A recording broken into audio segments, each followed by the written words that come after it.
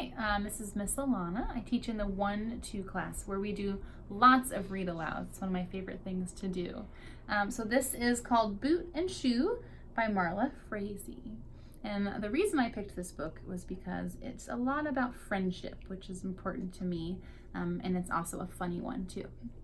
So Boot and Shoe, I hope you enjoy it. We get a little sneak peek of a character that will come into play in this story.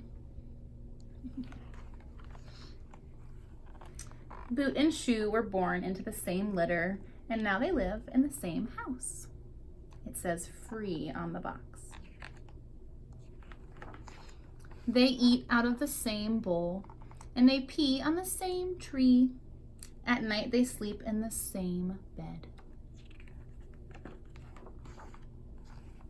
But Boot spends his days on the back porch because he's a back porch kind of dog. And Shoe spends his days on the front porch because he's a front porch kind of dog. This is exactly perfect for both of them. Then one day, for no particular reason, a squirrel started some trouble.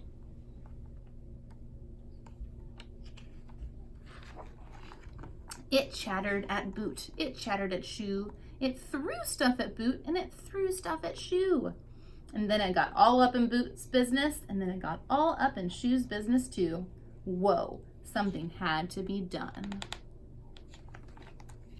So Boot and Shoe chased that squirrel all over the place. They chased it and chased it and chased it until it got bored and walked away.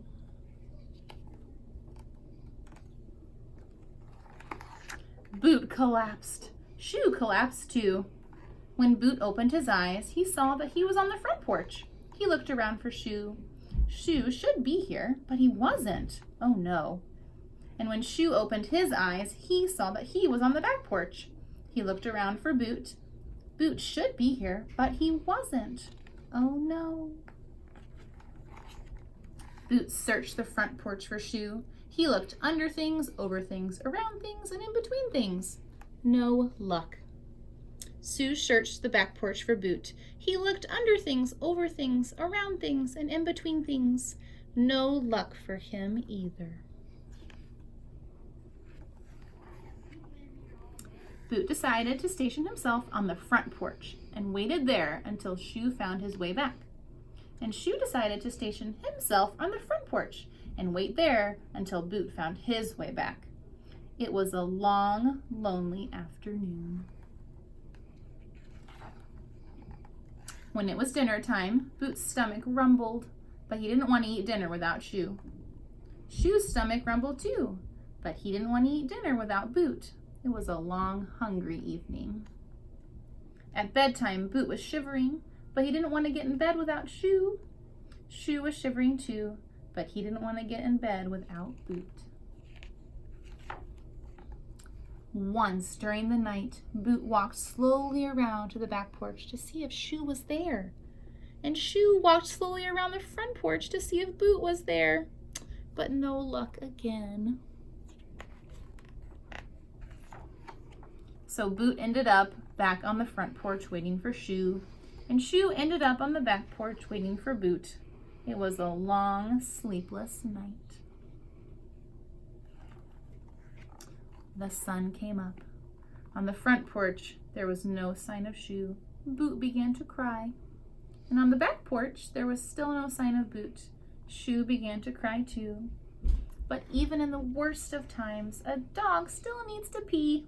So Boot dragged himself over to the tree, and Shoe dragged himself over to the tree too. And suddenly, lo and behold, there they were again, overjoyed to see each other, overtired too.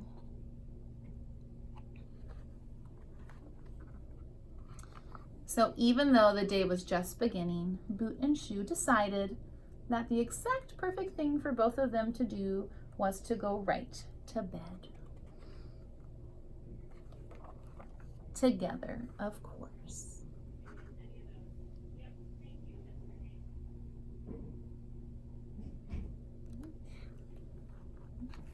I hope you enjoyed Boot and Shoe. Happy reading.